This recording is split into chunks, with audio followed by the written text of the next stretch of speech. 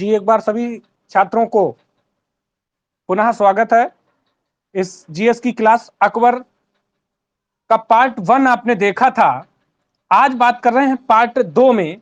तो पार्ट 1 में आपने देखा था कि अकबर जो था, उसका पूरा नाम जलालुद्दीन मोहम्मद बिन अकबर था और उसका जन्म 1542 ईस्वी अमरकोट में हुआ था। है, उनकी माता हमीदा बानो थी और उसने पानीपत का प्रथम युद्ध जो 5 नवंबर 1556 को लड़ा था।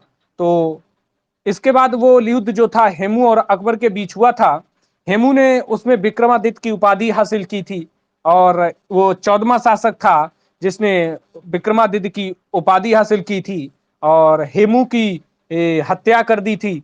अकबर ने हेमू की आंख में तीर लग जाने के कारण हेमू की जो बंदी बना करके पास में लाया गया था, अकबर के पास सामने खड़ा किया गया था और उसको बैरम खां ने उसको सर काट के उसकी हत्या कर दी थी।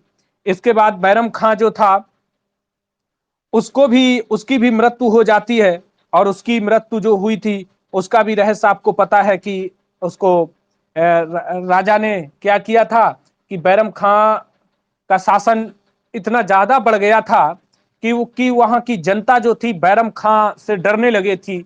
तो वहां पे अकबर के शासन में अकबर की सेना या अकबर के जो शासन में रहने वाले लोग थे उनकी मांगे बढ़ गई कि इसको हटाया जाए और इसको यहाँ से जो है मक्का के लिए भेज दिया जाए। तो ऐसी स्थिति में उसको अकबर के साथ में युद्ध हुआ, अकबर की सेना के साथ में। और इसके बाद क्या हुआ, अकबर ने उसे 3 ऑप्शन दिए थे कि आप किसी राज्य के सूबेदार बन जाएं या हमारे सुरक्षा सलाहकार बन जाएं या मक्का की तीर्थ यात्रा पर चले जाएं। तो उसमें से बैरम खां जो था वो थोड़ा सोचा कि ये हमारे पद के विपरीत काम होने जा रहा है। तो उसने क्या किया कि ऐसी स्थिति में बैरम खां ने मक्का जाने का निर्णय ले लिया था। और जब वो मक्का जाने का निर्णय ले लिया था तो वहां जो थे एक मुबारक खां अफगान शासक थे, उनके पिता की इन्होंने हत्या की थी। तो उन्हें इस तरह से मौका मिल जाता है और बैरम खां की हत्या कर देते हैं। इसके बाद में अकबर के शासनकाल में पर्दा पर्दा शासन या पेटीकोट शासन आ जाता है। तो पर्दा शासन पेटीकोट शासन जो महिलाओं को ज्यादा वरीयता मिलती है, यानी कि महिलाओं को ज्यादा बात सुनी जा रही थी वहां पर। तो ऐसी स्थिति में राजा बहुत परेशान थे कि और उनका एक लड़का जो था वो आदम खां जो मालवा में काफी युद्ध करने के बाद धन लूट के लाया था, तो वो धन भी राजा को नहीं दिया और राजा को हत्या कराने की आदम खां ने सोच ली। तो ऐसी स्थिति में अकबर ने क्या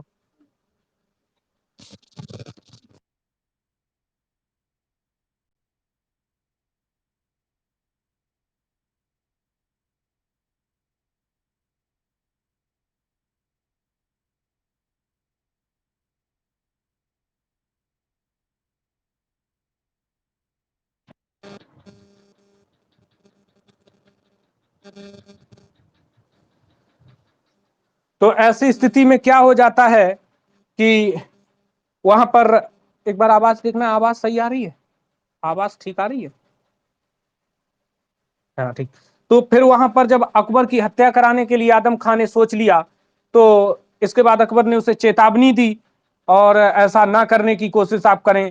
फिर भी नहीं माने तो आदम खां जो था उसकी क्या हो जाता है, मृत्यु हो जाती है 1562 में। और उसके शोक में जो है उसकी अनंगा जो थी उसकी भी मृत्यु हो जाती है। तो वैसे मुख्य रूप से पर्दा शासन जो था वो 2 ही वर्ष चला था। 1562 में ही पर्दा शासन का अंत हो गया था, लेकिन पूरी तरह से 1564 में पर्दा शासन जो पेटीकोट शासन बोला गया उसका अंत हुआ था जाके। इसके बाद में अकबर के साम्राज्य विस्तार की हम कुछ बातें कर रहे होंगे।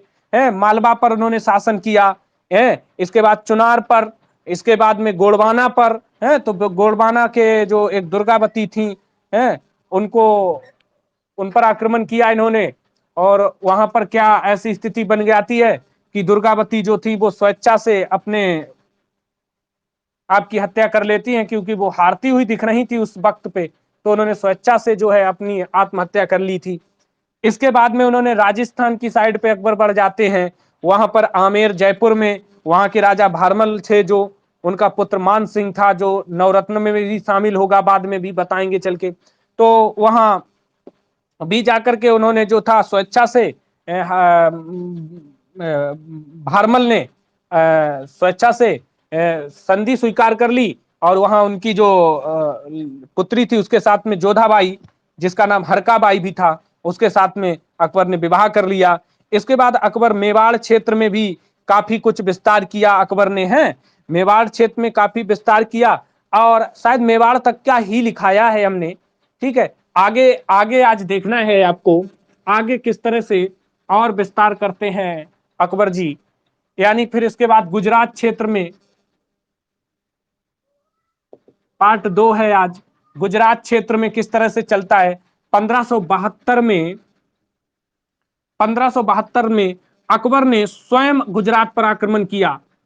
1572 में अकबर ने स्वयं 1572 में अकबर ने स्वयं आक्रमण किया।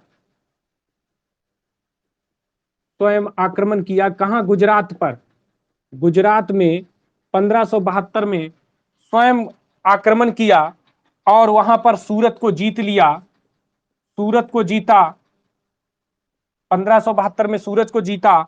और इसके बाद में 1573 में क्या किया, 1573 में पुनः 1573 में पुनः गुजरात विद्रोह को दबाया।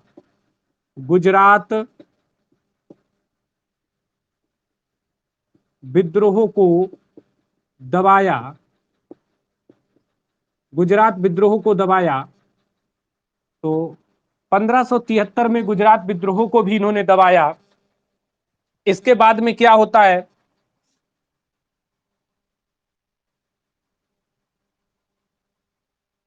तो जब इस 1573 में जब गुजरात विद्रोह को दबाया था और 1572 में स्वयं जब गुजरात पर आक्रमण किया था, तब एक क्वेश्चन यहां से बनता है कि खंबात की खाड़ी जो थी उसके क्षेत्र में अकबर ने पहली बार समुद्र के दर्शन किए थे। समझ रहे, तो ये क्वेश्चन पूछा जाता है कि कब राजा अकबर ने समुद्र के दर्शन किए थे। तो ये 1572 में, 1572 में राजा ने खंबात की खाड़ी में समुद्र के दर्शन किए थे। समुद्र के दर्शन किए थे। समुद्र के दर्शन किए थे। तो यहां तक ये समझ लीजिए कि 1572 में जो था समुद्र के दर्शन अकबर ने किए थे। ये क्वेश्चन बहुत परीक्षाओं में पूछा जाता है कि पहली बार अकबर ने समुद्र के दर्शन कब किए थे। तो ये जो अकबर ने समुद्र के दर्शन पहली बार किए थे 1572 में किए थे, जो खंबात की खाड़ी के क्षेत्र में, यानी कि जब वो गुजरात में युद्ध किया था उसी वक्त उन्होंने इस युद्ध को जीतने के बाद में सूरत पे जब कब्जा किया था, तभी ये जो था समुद्र के दर्शन किए थे। बात समझ में आ रही है, वेरी गुड। आगे चलते हैं। इसके बाद में उन्होंने एक काम और किया है, बिहार और बंगाल के क्षेत्र में विस्तार किया।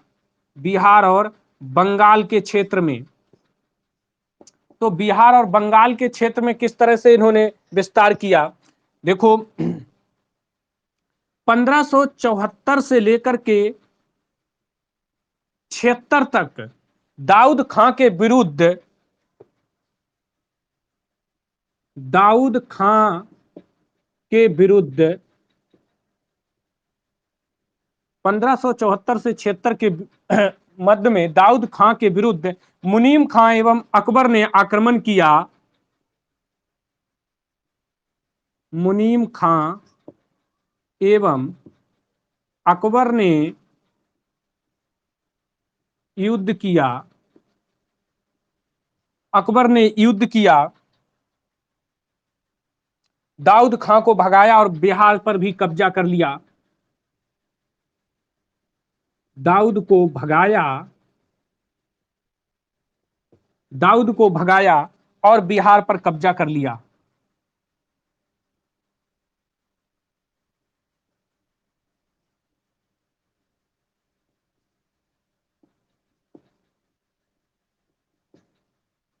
तो एक गुजरात के साथ साथ में बिहार और बंगाल के क्षेत्र में भी अकबर ने बहुत जबरदस्त कब्जा किया। इसके बाद अकबर ने क्या किया, दक्षिण भारत पर भी कब्जा किया है, दक्षिण भारत पर। अब दक्षिण भारत में वो कौन कौन से क्षेत्र आ रहे थे, जहां पर अकबर ने अपना साम्राज्य विस्तार किया। खानदेश एक देश था, खानदेश, वहां पर पूरा तरह से कब्जा कर लिया। इसके बाद दौलताबाद, दौलताबाद पर भी कब्जा किया। अहमदनगर, अहमदनगर, असीरगढ़, असीरगढ़, इस तरह से जो था अकबर ने दक्षिण भारत पर भी विजय प्राप्त की और अपना तो कब्जा किया। इसके बाद में अगला पॉइंट है इसका, अहमदनगर जो था, अहमदनगर का नेतृत्व किसने किया था, कोई बताएगा छात्र? अहमदनगर का नेतृत्व किसने किया था? चांद बीबी ने किया था, चांद बीबी ने किया। यानी अहमदनगर का नेतृत्व जो था वो चांद बीबी ने किया था। बात समझ में आ गई है? हाँ, अहमदनगर का नेतृत्व किसने किया था? चांद बीबी ने किया था। और ये जो अहमदनगर है, इसको बहुत इंपॉर्टेंट जगह है ये, दक्षिण भारत में इसे प्रवेश द्वार के रूप में जाना जाता है। दक्षिण भारत में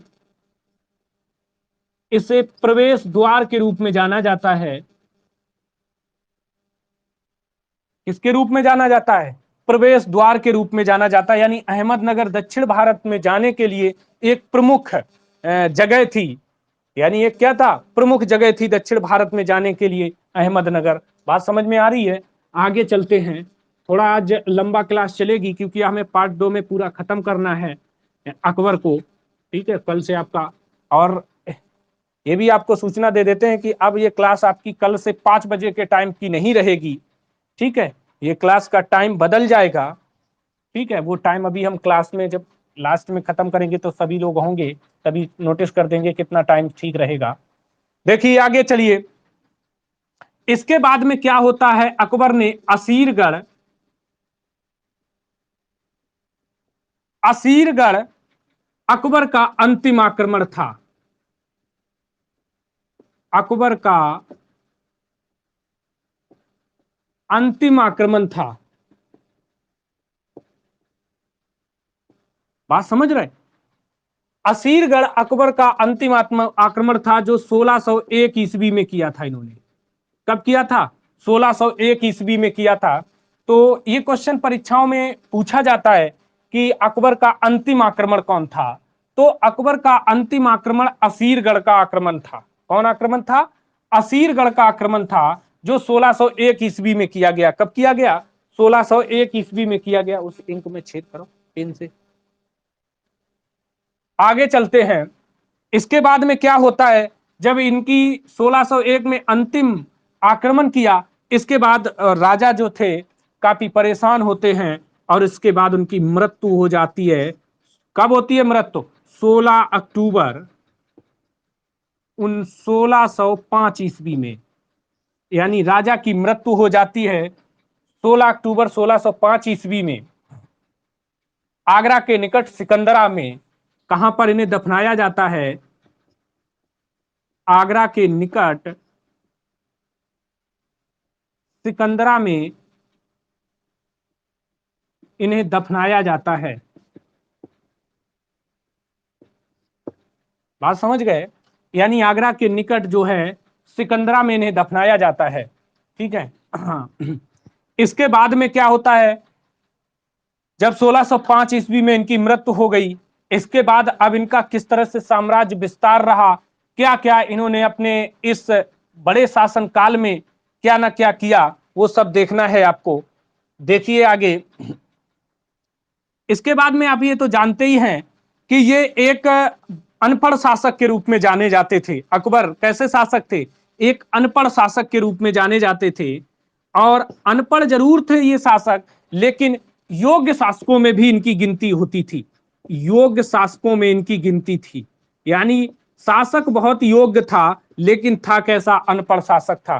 तो अगर क्वेश्चन आपसे पूछा जाता कि मुगल काल में अनपढ़ शासक के रूप में कौन थे, तो अकबर। अकबर कैसे थे? अनपढ़ शासक थे, लेकिन योग्य की बात आ जाती है तो सबसे योग्य भी शासक अकबर को ही माना जाता है। और अकबर जो थे, इनको संगीत के क्षेत्र में नगाड़ा बजाना बहुत पसंद था। क्या बजाना पसंद था? संगीत के क्षेत्र में नगाड़ा, नगाड़ा बजाना इनको बहुत पसंद रहता था। तो क्वेश्चन आता है कि अकबर को संगीत के क्षेत्र में क्या पसंद था?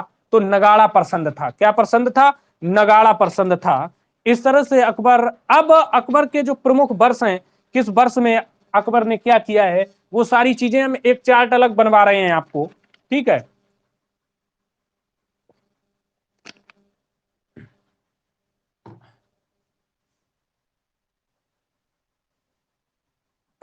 जैसा कि आज हमने आपको नोटिस बोर्ड पे सूचना भी डाल दी है, रात 9 बजे, रात 9 बजे,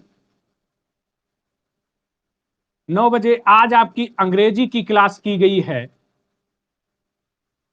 आज रात 9 बजे आपको अंग्रेजी की क्लास, जो भी छात्र, जितने भी छात्र हैं, सभी छात्रों को आप अवगत करा दें कि रात 9 बजे आप लाइव हाजिर होंगे, ठीक है। और रात 9 बजे इंग्लिश की क्लास, जो कि पिछली बार जो क्लास भैया ने दी थी रणवीर भाई साहब के साथ में, जिनके बारे में आप अच्छे से परिचित होंगे, जानते हैं कि कितने सुपर फास्ट हैं, इनके बारे में कुछ एक्सप्लेनेशन करना हमारे लिए असंभव है, ठीक है। 1 2 3 4 5 नहीं, पता नहीं, ना जाने कितनी नौकरी छोड़ने के बाद नौकरी कर रहे हैं, लेकिन विशेष रिक्वेस्ट करने के बाद आपको थोड़ा सा हमने हित देखते हुए कहने के बाद 1 2 क्लासें डलवाने की कोशिश कर रहे हैं, और शायद अब डेली 9 बजे क्लास देने की हमने कह रखा है उनसे, ठीक है। डेली 9 बजे रात को क्लास देंगे, कोशिश करेंगे। तो इंग्लिश के छात्र जो भी हैं, ठीक है, सभी छात्रों के लिए ये गुड न्यूज है कि रात 9 बजे लाइव इसी आईडी पे आपको होना है और आपको डेली इंग्लिश पढ़ना है, ठीक है। हाँ, तो ये भी एक सूचना आपको बीच बीच में हम देते चलेंगे, ठीक है। अगर कभी कभार नहीं आते हैं वो क्लास में तो कोई बात नहीं, नहीं तो उन्होंने कह दिया है कि हम रात में 9 बजे फुर्सत रहेंगे, तो हम डेली एक क्लास जो है आधा घंटा 1 घंटा की डेली देंगे। तो सभी छात्र जो है, जो भी पढ़ना चाहे वो रात 9 बजे लाइव हाजिर होगा, ठीक है। बाकी जीएस की क्लास का टाइम भी बदलेगा आज। आगे देखिए, इनके प्रमुख वर्ष देखिए, एक चार्ट बना देते हैं हम, इसमें किस वर्ष में इन्होंने क्या उपलब्धि हासिल की है अकबर ने। तो 1542 में अकबर का क्या हुआ था?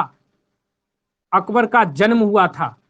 देखो कैसे नहीं जीएस याद होती है, बिल्कुल सब चीजें अलग अलग खंड में कर कर तैयार करेंगे, कैसे नहीं याद होता ये देखना है। 1556 में अकबर का राज्याभिषेक हुआ था। अकबर का राज्याभिषेक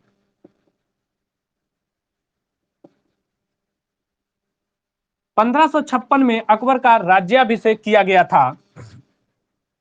1560 में बैरम खां का पतन हो गया था।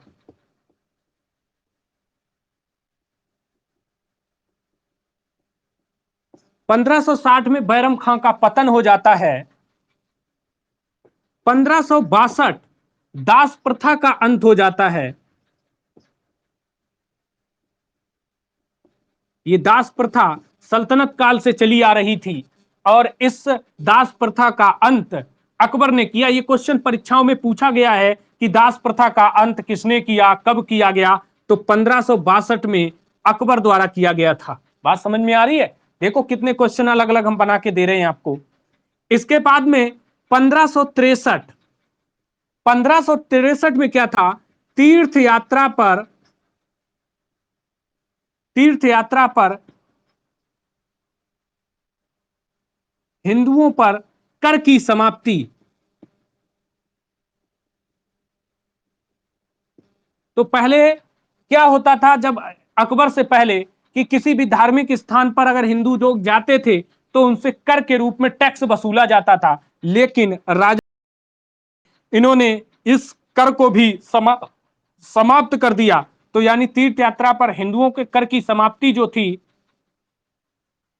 उसे 1563 में समाप्त कर दिया था। इसके बाद 1564 में जजिया कर समाप्त किया।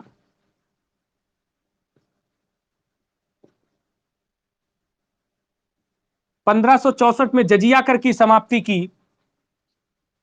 इसके बाद में 1571 में फतेहपुर सीकरी की स्थापना की। फतेहपुर सीकरी की स्थापना की। यानी 1571 में फतेहपुर सीकरी की स्थापना की, जो कि बाद में इनकी राजधानी भी बनी गई है। यानी क्या है, इस समय राजधानी भी है।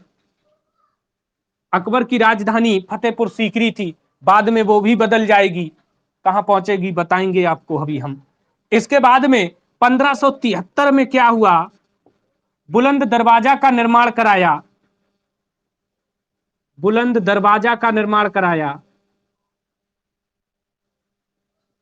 यानी कि 1571 फतेहपुर सीकरी नगर की स्थापना कराई और 1573 में बुलंद दरवाजा का निर्माण कराया।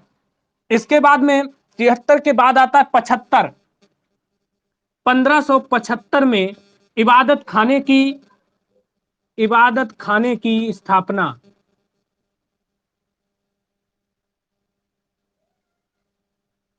यानी 1575 में इबादत खाने की स्थापना कराई थी। इसके बाद में 1578 में ही 1575 में इसकी स्थापना करा दी। 78 में इबादत खाना में सभी धर्मों के लिए खोले गए। बात समझ रहे हैं? तो 1575 में इबादत खाना की स्थापना कराई, 78 में इबादत खाना में सभी धर्मों के लिए खोले गए। इसके बाद में 1579 मजहर की घोषणा कर दी। मजहर की घोषणा की। क्वेश्चन आता है कि मजहर की घोषणा कब की, तो 1579 में की। इसके बाद आगे क्या किया इन्होंने, 1579 के बाद 1580 दहसाला बंदोबस्त किया।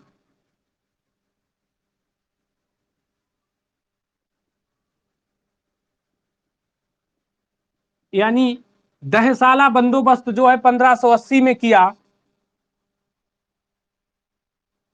इसके बाद 1582 दीन इलाही की स्थापना की।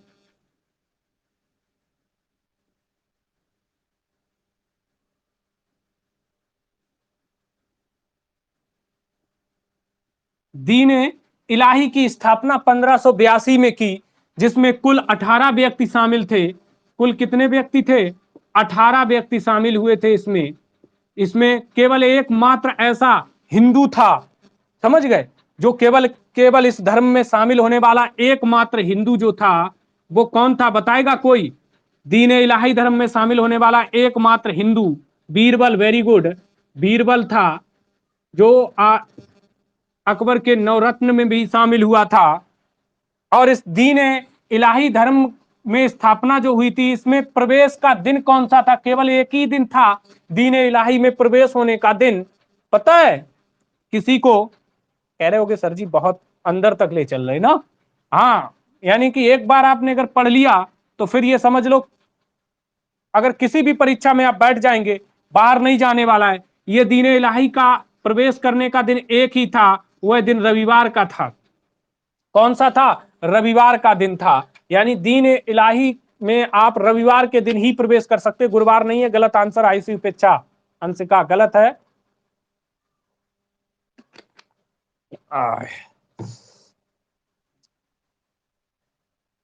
इसके बाद आगे चलते हैं।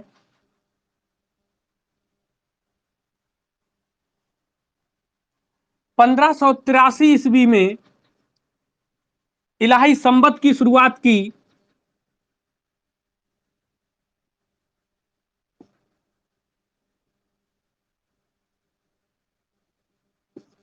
1583 में इलाही संबत की शुरुआत की। इसके बाद 1583 में ही लाहौर राजधानी को परिवर्तित कर लिया।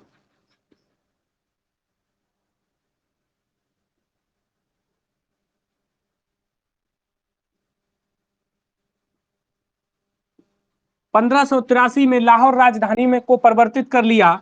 इसके बाद 1601 ईस्वी में अंतिम आक्रमण किया।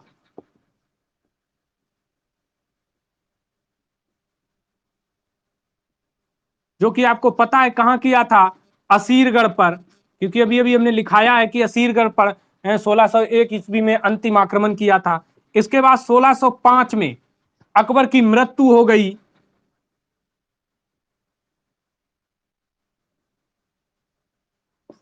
1605 ईस्वी में अकबर की मृत्यु हो गई। तो इस तरह से चला है अकबर का कार्यकाल, जिस तरह से हमने आपको सारे पॉइंट टू पॉइंट लिख दिए, मानी कि पूरा एक चार्ट अलग बना दिया है अकबर के लिए। बहुत ही कम शब्दों में, बहुत ही कम शब्दों में पूरा इतिहास मध्यकालीन आपका खत्म होने जा रहा है, जैसा कि आपको पता ही है। यानी बहुत ही जबरदस्त आपको इसके इस इतिहास जो आपने लिखा है हमारे द्वारा, आप कोई भी किताब कुछ भी मत पढ़ना, कोई जरूरत नहीं है। आप सिर्फ में सिर्फ इसी को पढ़ना है आपको। बात समझ रहे? सिर्फ जो है इसी को पढ़ना है, बाकी आपको कुछ भी नहीं पढ़ना, ना कोई किताब देखना है, क्योंकि किताब में इतना विस्तृत लिखा होता है कि छात्र परेशान हो जाते हैं और मन में आता कि अब हम पढ़ें तो पढ़ें क्या। और यहां पर हमने आपको सॉलिड और छटा छटाया बिल्कुल मटेरियल दे दिया है, आप बिल्कुल भी चिंता ना करें। इसके बाद में क्या होता है, चलते हैं अकबर। बहुत ही जबरदस्त और प्रतापी राजा था अकबर, समझ रहे हैं? बहुत ही जबरदस्त प्रतापी राजा था। इन्होंने प्रमुख सुधार क्या किए, हेडिंग रहेगी प्रमुख सुधार। यानी अकबर के शासन में जो सुधार हुए वो कौन कौन से सुधार हुए देखना है आपको। एक तो इन्होंने सबसे पहले हेडिंग आपकी पॉइंट रहेगा सैन्य सुधार। सैन्य व्यवस्था में इन्होंने क्या क्या सुधार किया है। पहला इन्होंने एक सुधार किया था मनसबदारी व्यवस्था। मनसबदारी व्यवस्था यानी मनसबदारी व्यवस्था जो थी लागू की। यानी मनसब, मनसब क्या होता है, मनसब दो भागों में बटा होता है। मनसब का मतलब होता है, एक होता है पद और एक होता है सवार। तो मनसब यानी सवार, जो सवार का मतलब आपके घोड़ा या सेना, जो घोड़ा है तो सवार घोड़े पे तो होंगे। और पद, जो पद है, पद के हिसाब से ही तुम्हें सेना मिलती थी। बात समझ रहे? यानी आपका अगर पद एक होमगार्ड है तो होमगार्ड की तरह रहोगे। यानी अगर आप एक कप्तान हैं तो कप्तान के हिसाब से ही तुम्हें सेना मिलेगी। तो यानी मनसब व्यवस्था जो थी उसका मुख्य उद्देश्य अकबर का यह था कि आपके पद के हिसाब से आपको सेना दी जाएगी। क्या दिया जाएगा? पद के हिसाब से सेना दी जाएगी। इसको कहते हैं मनसबदारी व्यवस्था। समझ गए मनसबदारी व्यवस्था? इसके बाद में घोड़ा दागने की व्यवस्था की इन्होंने, जो कि पुराने सल्तनत काल से चलती आई है, उसको इन्होंने एक बार फिर से रिकम बैक किया है। यानी क्या, घोड़ा दागने की प्रक्रिया। इसके बाद में इन्होंने एक काम और किया, क्या है, हुलिया लिखना। यानी हुलिया जो हमारे सैनिकों की है, वो हुलिया लिखने की व्यवस्था भी इन्होंने की है। क्या किया है? हुलिया लिखने की व्यवस्था जो है राजा अकबर जी ने की है। इसके बाद में बलबन के समय में सिजदा और पैबोस प्रथा चल रही थी, उसको भी इन्होंने शुरू किया, जो बंद हो गई थी। सिजदा और पैबोस, सिजदा और पैबोस प्रथा शुरू की इन्होंने, प्रथा शुरू की। और ये इससे पहले जो है सिजदा और पैबोस की व्यवस्था जो थी वो बलबन ने की थी। किसने की थी? बलबन ने अपने कार्यकाल में सिजदा और पैबोस। जानते ही, ये सिजदा क्या था कि किसी के राजा के दरबार में जाएं तो सर झुका के जाएं, और पैबोस जाकर के पैर चूमने की बात थी। तो इस तरह से इन्होंने प्रमुख सुधार जो थे सैन्य व्यवस्था में, इस तरह से सुधार किया है। इसके बाद में कुछ इन्होंने समाज सुधार भी किए हैं। तो समाज सुधार में इन्होंने क्या क्या किया है, यानी समाज को सुधारने का भी काम रहा है। तो समाज सुधार में इन्होंने क्या क्या काम किया है। दास प्रथा पर प्रतिबंध लगा दिया, दास प्रथा पर प्रतिबंध लगा दिया। इसके बाद में बहु विवाह पर रोक लगा दिया।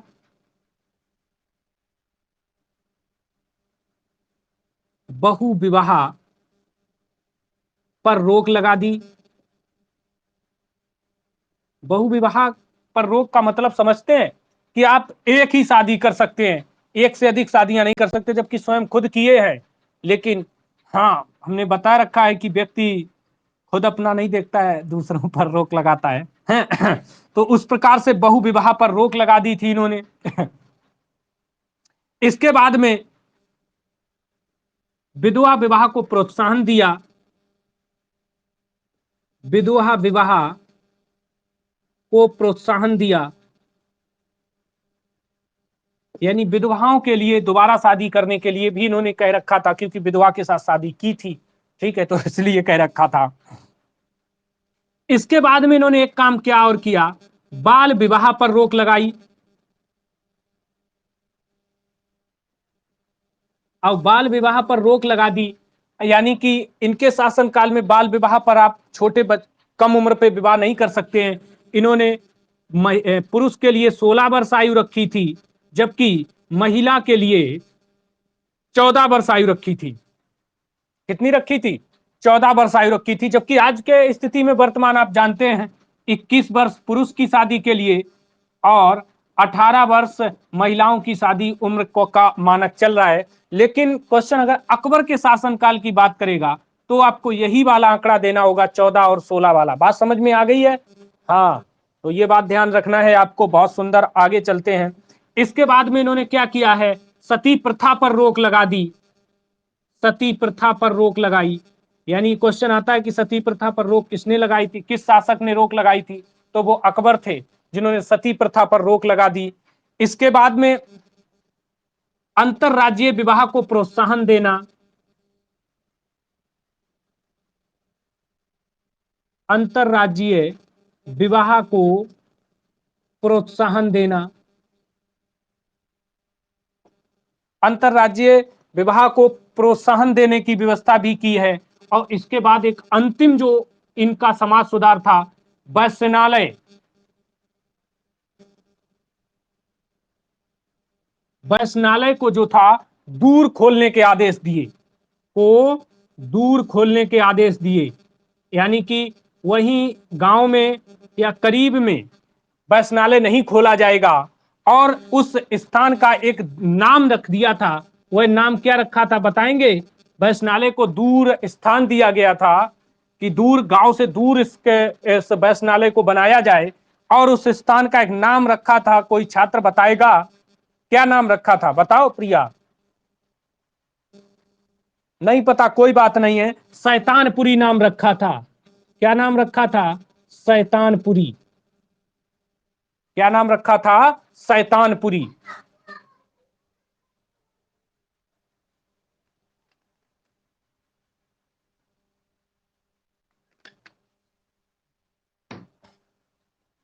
तो यहां तक समझ में आ गया कि समाज सुधार में अकबर ने पहला दास प्रथा पर प्रतिबंध लगाया, बहु विवाह पर रोक लगा दी, विधवा विवाह को प्रोत्साहित किया, विधवा विवाह को प्रोत्साहित किया, बाल विवाह पर भी रोक लगा दी। और उसका नियम लगा दिया कि 16 और 14 वर्ष से कम आयु के बच्चे जो है अपनी शादी नहीं कर सकते हैं। सती प्रथा पर रोक लगा दी, अंतरराज्यीय विवाह को प्रोत्साहित किया और वैश्यनालय को गांव से दूर खोलने के लिए और उस स्थान का नाम इतना बेहतरीन रख दिया, शैतानपुरी। ठीक है। और ये काम उनका बहुत अच्छा था। इसका उनका मुख्य उद्देश्य ये था कि जो हमारी नई युवा पीढ़ी है वह इस तरह की गलतियां, ये जो कार्यक्रम है इन्हें ना देखे, जिससे कि हमारी जो युवा पीढ़ी है वो बिगड़े ना, इसलिए इस तरह की व्यवस्था की थी उन्होंने। तो बहुत ही प्रतापी राजा थे और बहुत अच्छा शासनकाल इनका रहा है अकबर का, सब जानते हैं। जिसको यहां तक कहा गया है कि अकबर के शासनकाल को स्वर्णकाल कहा गया है। बात समझ रहे? मुगल काल में अकबर के शासनकाल को स्वर्णकाल भी कहा गया है। खैर चलो आगे चलते हैं। इसके बाद इन्होंने भूमि सुधार में इन्होंने कुछ सुधार किए हैं। उन सुधारों को देखें कि भूमि सुधार में इन्होंने क्या क्या सुधार किए हैं। एक इन्होंने भूमि सुधार में जब्ती प्रणाली, जब्ती प्रणाली,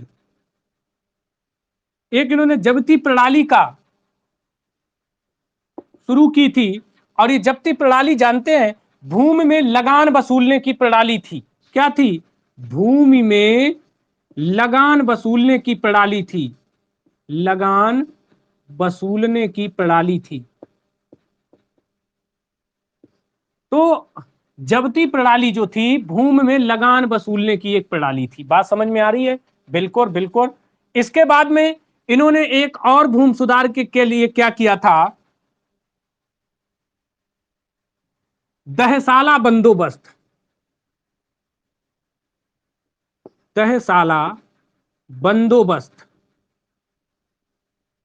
अब आप समझिए कि जो दहसाला बंदोबस्त था, बताया था हमने 1580 में किया था इन्होंने दहसाला बंदोबस्त।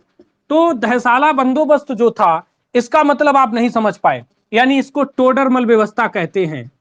टोडरमल व्यवस्था। क्या कहते हैं?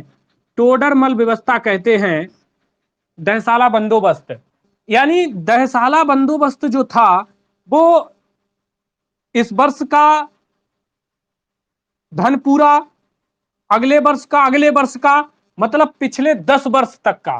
दहसाला का मतलब क्या था? पिछले 10 वर्ष तक के सभी कृषि का पूरा जो उपज होती थी, उसका औसत निकाला जाता था, और औसत निकाल करके ऋण लिया जाता था। समझ रहे? तो उससे किसानों को घाटा नहीं होता था। समझ गए? ये नहीं था कि आपके पास धन खेत से या जमीन से कुछ प्राप्त नहीं हुआ और आपसे टैक्स ले लिया गया हो। ऐसा नहीं अकबर ने किया। अकबर ने दहसाला व्यवस्था का मतलब था कि किसान के 10 साल तक का औसत निकलवाते थे कि जमीन में पिछले 10 साल तक किस औसत से उपज हुई है, और उसी के हिसाब से जो था उसका जो ऋण था, लगान था, वो लेते थे। समझ गए? तो इसलिए यह व्यवस्था भी इनकी बहुत कारगर साबित हुई, क्योंकि इससे किसान खुश हुए। भाई अगर जिसको जब अच्छा पैसा आएगा तो टैक्स देने में क्या दिक्कत? जब अच्छी उपज होगी तब किसान टैक्स देता रहता था। अब आप किसान का मतलब में उपज बढ़िया हुई नहीं और उस पर टैक्स रख दिया, तो किसान बेचारा परेशान हो जाता था। बाबूजी,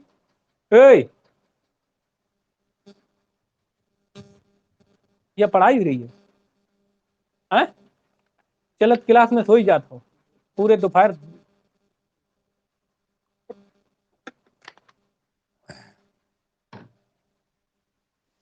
इसके बाद क्या होता है? दहसाला बंदोबस्त।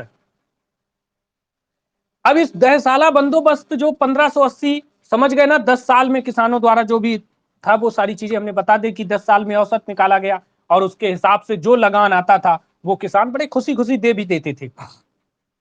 इसके बाद में अकबर ने प्रमुख निर्माण कराए हैं।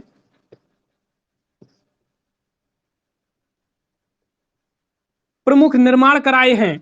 तो प्रमुख निर्माण जो हैं वो कौन कौन से हैं? इन्होंने इन्होंने पहला आगरा का लाल किला बनवाया। आगरा का लाल किला।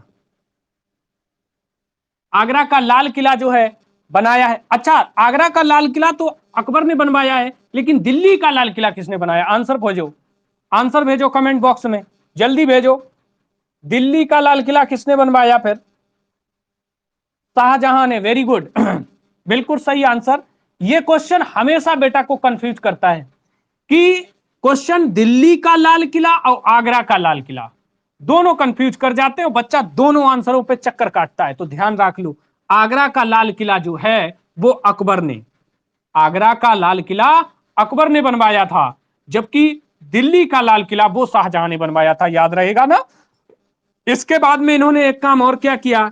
इलाहाबाद का, इलाहाबाद का किला, इलाहाबाद के किला का निर्माण भी अकबर ने ही किया था। इसके बाद में लाहौर का किला बनवाया अकबर ने। याद रखेंगे ये सारे क्वेश्चन। लाहौर का किला भी अकबर ने बनवाया था। इसके बाद में फतेहपुर नगर या शहर की स्थापना की। फतेहपुर सीकरी नगर की स्थापना की। फतेहपुर सीकरी नगर की स्थापना की। इसके बाद दीवाने खाए, बनवाए। दीवाने, खाए। इसके बाद में पंचमहल, पंचमहल। इसके बाद में जोधाबाई का महल, जोधाबाई का महल। जोधाबाई इनकी पत्नी थी। जोधाबाई कौन थी? इनकी पत्नी थी, जिनका नाम हरकाबाई भी था। इसके बाद बुलंद दरवाजा का निर्माण कराया, बुलंद दरवाजा का निर्माण कराया। बुलंद दरवाजा का निर्माण कराया। दिल्ली में हुमायूं का मकबरा, जो कि उनके पिता थे, उसका भी निर्माण कराया। दिल्ली में हुमायूं का मकबरा भी बनवाया। तो ये इनकी जो थी प्रमुख निर्माण कराए थे। क्या कराए थे? प्रमुख निर्माण कराए थे। अकबर ने प्रमुख निर्माण कौन कौन से कराए? आगरा का लाल किला बनवाया, इलाहाबाद का किला बनवाया, लाहौर का किला बनवाया, फतेहपुर सीकरी नगर की स्थापना की, दीवाने खाए पंचमहल, जोधाबाई का महल बनवाया, बुलंद दरवाजा का निर्माण कराया और दिल्ली में हुमायूं का मकबरा बनवाया। इसके बाद में अकबर ने और अपने भी शासन में क्या क्या किया, देखो। चित्रकला के क्षेत्र में भी इन्होंने काफी विस्तार किया। चित्रकला के क्षेत्र में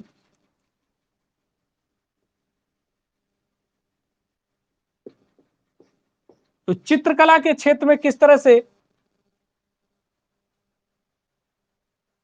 अच्छा, आंधी आ गई तुम्हारे पास, हाथ दोनों बांध के एक पेड़े से बांध लो, उड़ ना पाओ जिससे। चित्रकला अब्दुल समद दसवंत एवं बसावन, बसावन अकबर के दरबार में चित्रकार थे। अकबर के दरबार में चित्रकार थे। तो क्वेश्चन आपसे पूछेगा कि अकबर के दरबार में चित्रकार कौन थे, तो अब्दुल समद, दसवंत एवं बसावन, ये तीन चित्रकला के रूप में अकबर के यहां काम करते थे। तो ये अकबर के चित्रकार थे। अकबर के क्या थे? ये चित्रकार थे।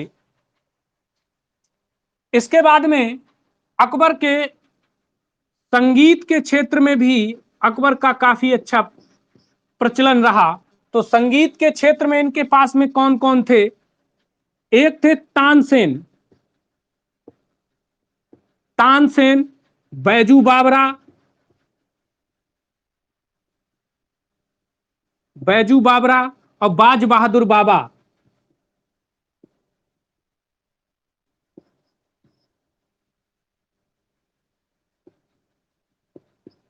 बाज बहादुर बाबा, रामदास,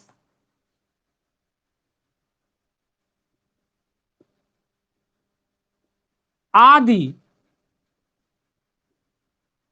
अकबर के समकालीन थे।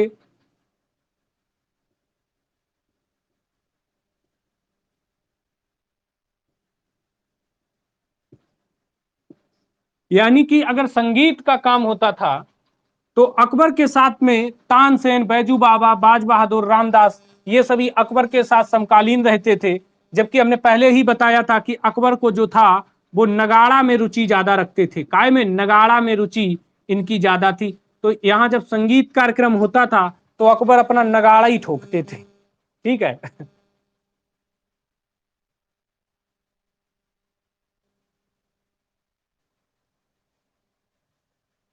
अब अकबर का जो है लास्ट पॉइंट आता है, जो अकबर के नवरत्न थे। वो नवरत्न जो थे, वो नवरत्न में कौन कौन शामिल था? अकबर के जो नवरत्न हैं उसके बारे में अब जानना है। बाकी अकबर के बारे में सारी चीजें जानकारी करा दी हैं, अकबर के नवरत्न जान लो। और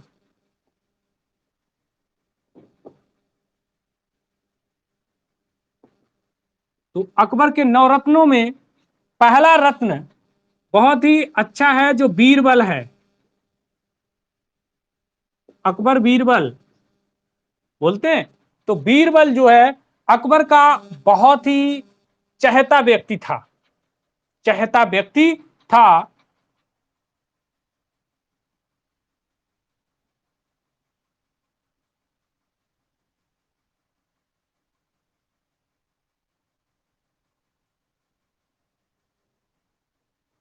तो बीरबल के बारे में जानना है अब आपको।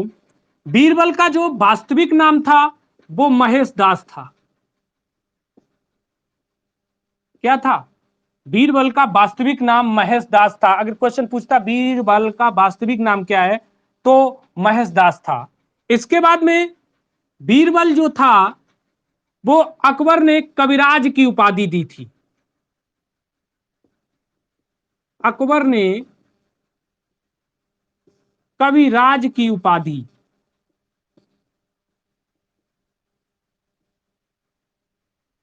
तो अकबर ने बीरबल को कविराज की उपाधि दी थी। तो क्वेश्चन कहा जाता कि कविराज, अकबर का कविराज कौन था? तो बीरबल था। जबकि दरबारी कवि नहीं था, दरबारी कवि दूसरा था, वो फैजी था।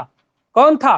फैजी था। दरबारी कवि फैजी था, लेकिन अकबर का कविराज जो था वो बीरबल था। ये तो हमने पहले ही बता दिया है आपको। एकमात्र हिंदू शासक जिसने दीन इलाही धर्म को अपनाने वाला, मात्र 18 व्यक्ति थे, 18 में केवल एक बीरबल ही ऐसा था जिसने दीन इलाही धर्म को अपनाया था। इसके बाद में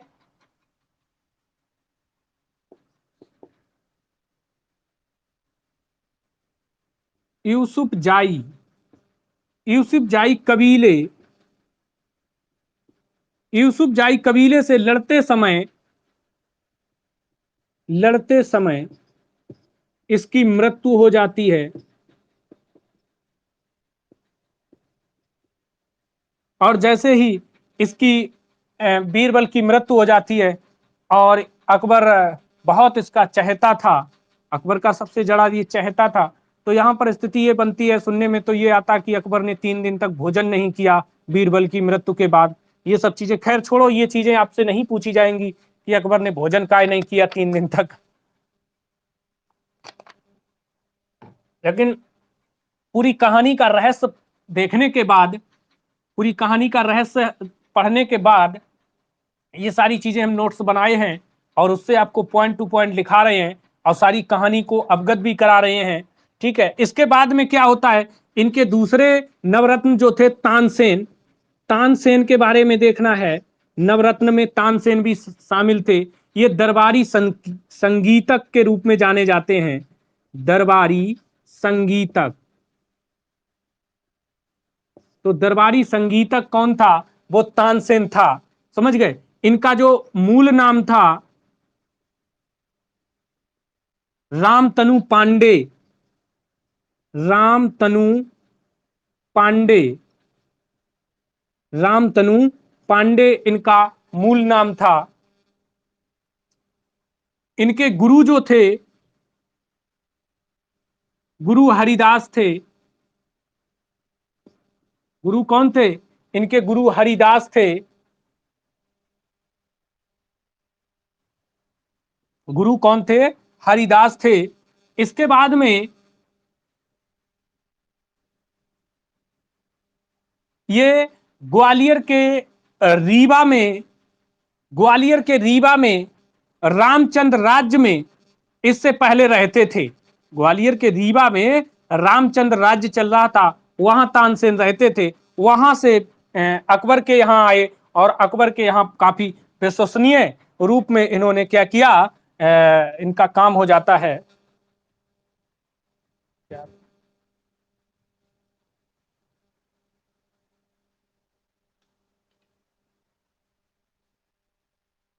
एक मिनट होल्ड रहे जरा सा, बड़ा दिक्कत कर रही है। इसको हटाओ, कैसे जाएगी?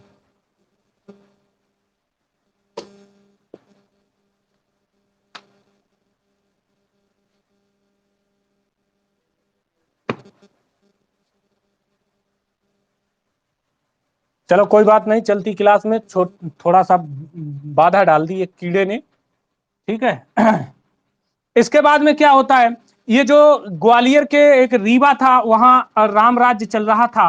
वो रामचंद्र के राज्य में काम कर रहे थे वहां से इनके यहाँ आ गए, और इनके यहाँ इन्होंने इतना अच्छा काम संगीत के क्षेत्र में किया कि इन्हें एक उपाधि दे दी थी राजा ने, अकबर ने इन्हें उपाधि दी थी।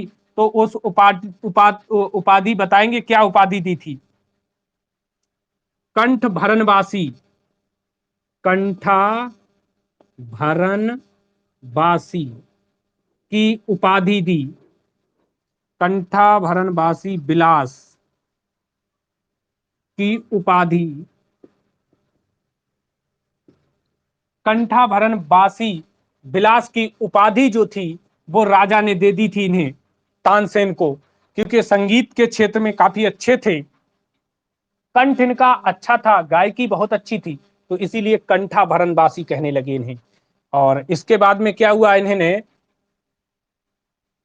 काफी कृतियों का निर्माण किया, एक जैसे मियाँ की टोड़ी, मियाँ की टोड़ी, यह है मियाँ की तलवार, मियाँ की तलवार, मियाँ की सारंग,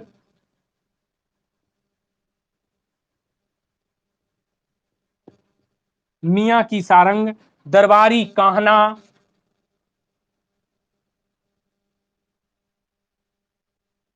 दरबारी कान्हा, और आदि कृतियां इन्होंने निर्माण किया, आदि कृतियों का निर्माण किया। ये थोड़ी खास थी इसलिए लिखा दी हमने।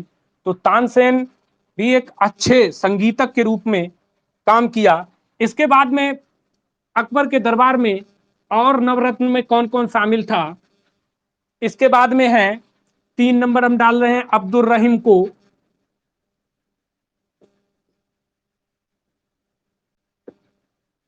अब्दुल रहीम खान खाना, इनके बारे में थोड़ा सा जान लें। ये बैरम खां का पुत्र था, बैरम खां का पुत्र था। देखो, अब बैरम खां का हत्या हुई, इसकी पत्नी राजा के साथ में शादी हो जाती है, और इसीलिए अब अब्दुल रहीम खान खां जो था वो अकबर के नवरत्न में भी शामिल हो जाता है। इसके बाद में इसे पता ही है, गुजरात विजय के दरमियान इसे खान खाना की उपाधि दी थी राजा ने। क्या दी थी? खान खाना की उपाधि भी दी थी। तो खान खाना की उपाधि क्वेश्चन पूछा जाए अगर किसे दी गई, तो याद रखेंगे अब्दुल रहीम खान को दी गई थी। और ये कवि एवं साहित्यकार था। ये कौन था? कवि एवं साहित्यकार था। थोड़ा क्लास थोड़ा लंबा थोड़ा चल जाएगी, थोड़ा लेट तक बने रहेंगे आज लाइव, ठीक है? भाग नहीं जाना है क्लास, क्योंकि ये पार्ट 2 में थोड़ा सा खत्म हो जाए, ठीक है? इसलिए हम ज्यादा खींच के पढ़ा रहा हूं जिससे कि बचे ना। इसके बाद में चौथे थे आप यहाँ पे नवरत्न में, बहुत ही चहेते अकबर के अबुल फजल, अबुल फजल, अबुल फजल जो हैं वो अकबर के बहुत ही चहेते थे, इंपॉर्टेंट थे। इन्हें इतिहास दर्शन साहित्य का विद्वान कहा गया, इतिहास दर्शन साहित्य का विद्वान कहा गया।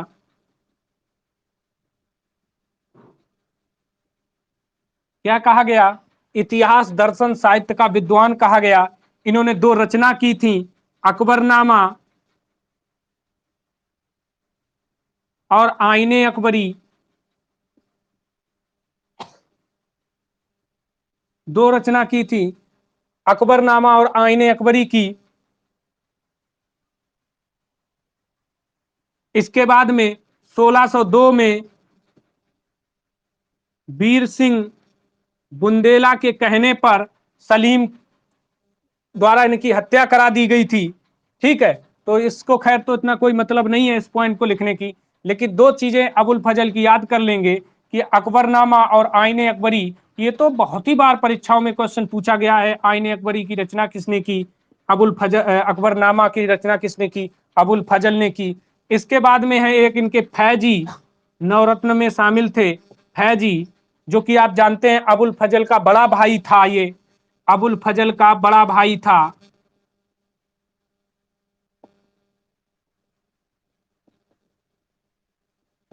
अबुल फजल का बड़ा भाई था फैजी, अकबर ने इसे राज कवि का दर्जा दिया था। अकबर ने इसे क्या दिया था?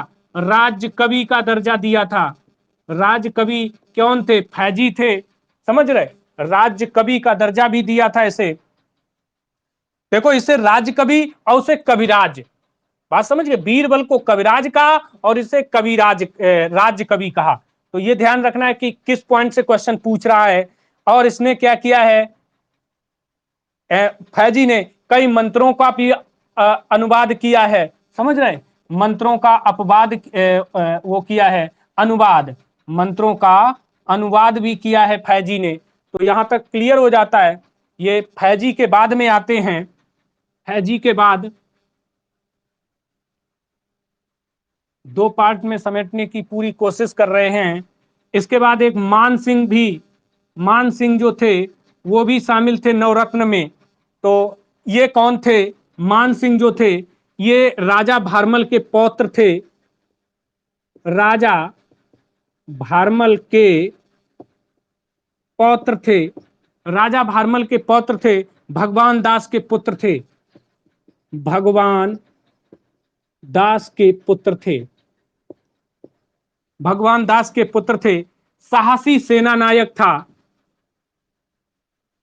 साहसी सेना नायक था। यानी कि ये जो सेना नायक था मान सिंह, ये बहुत ही तगड़ा सेना नायक था। कहीं भी अकबर का युद्ध होता था तो युद्ध में सबसे पहले खुद युद्ध में कूद जाता था। जैसे आला में अगर आला की लड़ाई होती थी तो वो दल पहले आता था लड़ाई करने के लिए, आगे मैदान में उतर जाता था। उसी प्रकार से अगर अकबर की लड़ाई है तो ये मान सिंह जरूर मैदान में उतरता था, इसलिए इसे साहसी सेना नायक कहा गया। इसके बाद में इसका एक और नवरत्न था, टोडरमल। टोडरमल भी इसको नवरत्न में भी शामिल किया है अकबर ने। तो ये शेर शाह के दरबार का अनुभव था इसके पास में। ये जो था शेर शाह के दरबार का अनुभव,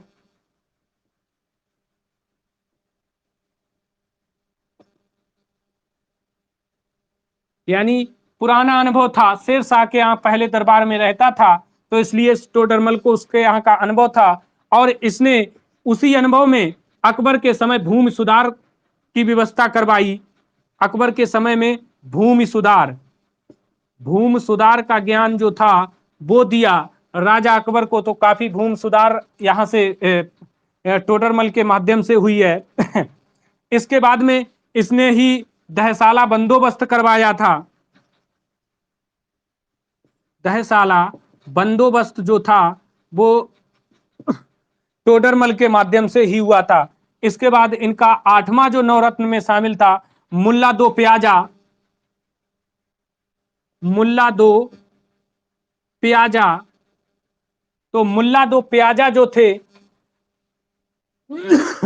तो मुल्ला दो प्याजा का नाम मुल्ला दो प्याजा क्यों पड़ा? ये प्याज ज्यादा खाते थे, हर बार खाने में 2 प्याज खाते थे, तो इसलिए मुल्ला दा प्याजा मिला, इनका नाम पड़ गया था। क्योंकि इन्हें बुद्धिमान वाक्पटुता कहा जाता था। बुद्धिमान और वाक्पटुता थे ये बहुत ही बड़े। ठीक है। इसके बाद में नौवें इनके हकीम हुक्काम थे। नौवें जो इनके थे हकीम हुक्काम।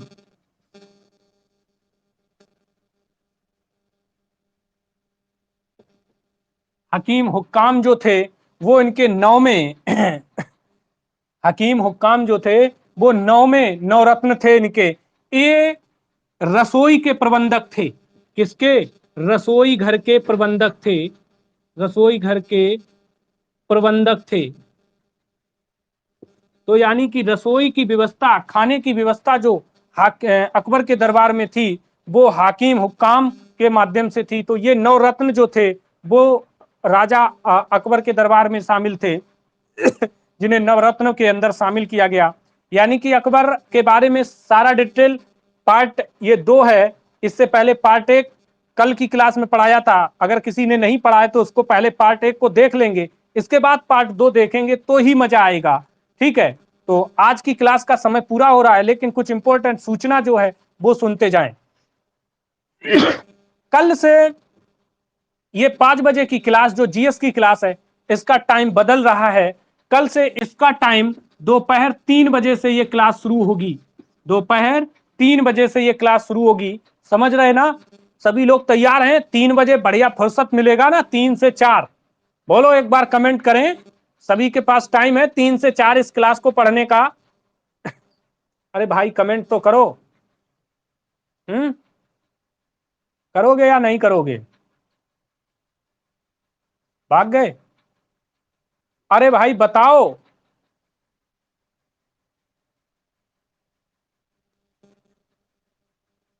नहीं बताओगे ना? अरे बता दो, कोई एक तो कमेंट करो। गुस्सा हो गए? 3 बजे का टाइम दे दिया, गुस्सा हो गए? हैं? अरे कमेंट आ रहे, भाई बोलो ना। कोई नहीं बोलेगा? वाह भाई वाह। तो बताओ अच्छा, आपके हिसाब से क्या टाइम होना चाहिए? आप बताएं, आपके हिसाब से क्या टाइम होना चाहिए? हम्म।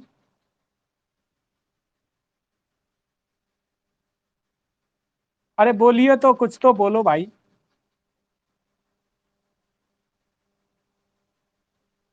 नहीं बोलोगे? बारे मक्कारो। शाम को रात 9 बजे इंग्लिश की क्लास कितने लोग लेने आएंगे? रात 9 बजे इंग्लिश की क्लास कितने लोग अटेंड करेंगे?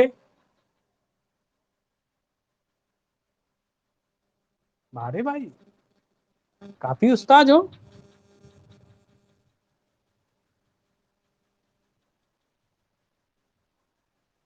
यार इसमें कमेंट आ नहीं रहे, गड़बड़ कर रहा है। हाँ ये तो सब लोग कह रहे हैं।